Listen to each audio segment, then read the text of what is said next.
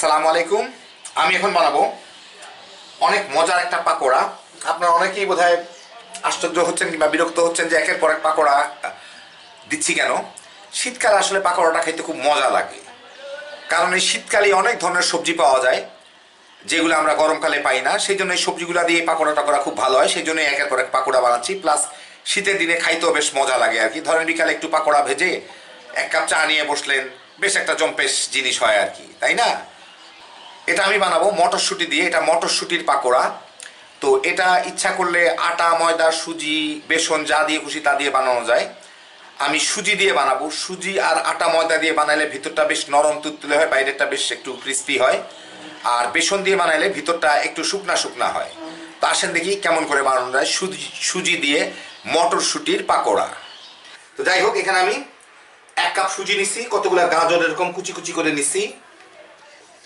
এর মধ্যে আমি মটরশুঁটির পাকোড়া, কত মটরশুঁটি তো দিতেই হবে, মটরশুঁটি দিলাম আমার স্বাদ মতো। একটু পেঁয়াজের কুচি দিব,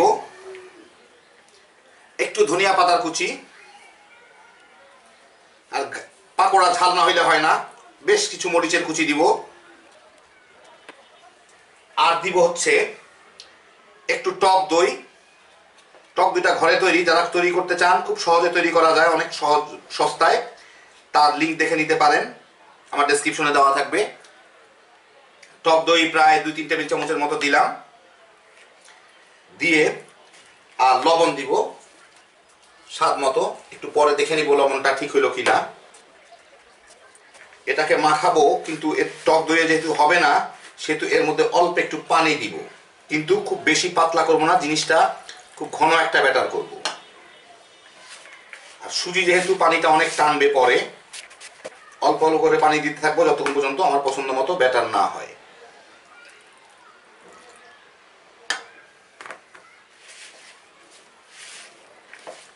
তো হইলো এরকম একটা শক্ত শক্ত জিনিস টাইপের জিনিস হইলো। তো আমি এটাকে একটু কিছুক্ষণ রেখে দিব, কারণ সুজি আছে যেহেতু, সুজিটা পানি টানবে। পানি টানলে মানে একটু ফুলবে, ফুললে হয়তো আর একটু শুকনা হয়ে যাবে। শুকনা হলে পরে আবার পানি অ্যাড করা যাবে। এখন আমি এটাকে প্রায় 10 মিনিটের জন্য রেখে দিব এমনি।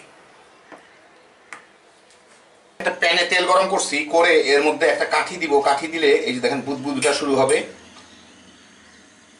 বুঝতে পারতেছেন কিনা জানি না, যে বুদবুদটা শুরু হবে তার মানে হচ্ছে এটা যথেষ্ট গরম হয়ে গেছে। কাঠিটা দিলে যখন বুদবুদ উঠবে, এর মধ্যে আমি এই সুজির ব্যাটারগুলাকে ছোট ছোট ছোট ছোট করে নিয়ে এর মধ্যে ছেড়ে ভেজে নিব।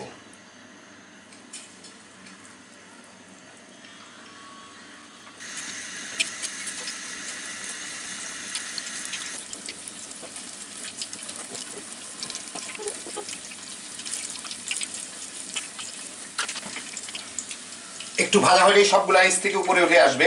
এখন এটার উপর দিকটা বাদামি হওয়া পর্যন্ত আমি ভেজে নিব সুন্দর করে, উল্টায় পাল্টায়। বাইরের দিকটা খুব মুচমুচা হবে, ভিতর দিকটা একদম নরম।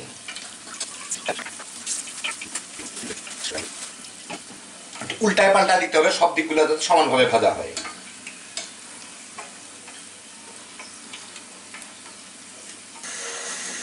পছন্দ মতো বাদামি হইলেই, মানে এই সুজির জিনিস খুব একটা বাদামি হয় না, মানে বাদামি করা যায় কিন্তু করলে ভালো হয় না। এইটাকে আমি এগুলাকে আমি উঠায় ফেলবো। এর মাঝখানটা একটু সাদা থাকে আর চতুর্দিকগুলা এরকম হালকা বাদামি হয়ে যায়, আপনারা যা দেখতে পারতেছেন আর কি এখানে। তো এই যে দেখেন হয়ে গেল আমার মুচমুচে মটরশুঁটির পাকোড়া। খুবই মজার একটা জিনিস, বুঝতেই পারতেছেন মটরশুঁটি দিলে কেমন হয়। আর সুজি দিয়ে পাকোড়া করলে উপরে এরকম একটু হালকা হালকা গুঁড়া গুঁড়া গুঁড়া গুঁড়া দেখা যাবে। ভিতরটা খুবই নরম, বাইরেটা একদম মুচমুচে। এখন আপনাদের আমি একটা পাকোড়া ভেঙে দেখাই ভিতরটা কেমন। এইটাই ভাঙি, দেখেন একদম মুচমুচে, বুঝতেই পারতেছেন। এখন ভিতরটা দেখেন, ভিতরটা হচ্ছে এই রকমের। এই যে একটা মটরশুঁটিও পড়ে গেল, যাই হোক ভিতরটা দেখেই বুঝতে পারতেছেন কেমন হবে। তো হয়ে গেল আমার মটরশুঁটির পাকোড়া। হ্যাভি জোশের আইটেম, বানাইবেন আর তামা তামা করে খাইবেন। আল্লাহ আপনাদের সবাইকে ভালো রাখুন। ইনশাল্লাহ আবার দেখা হবে। আল্লাহ হাফিজ।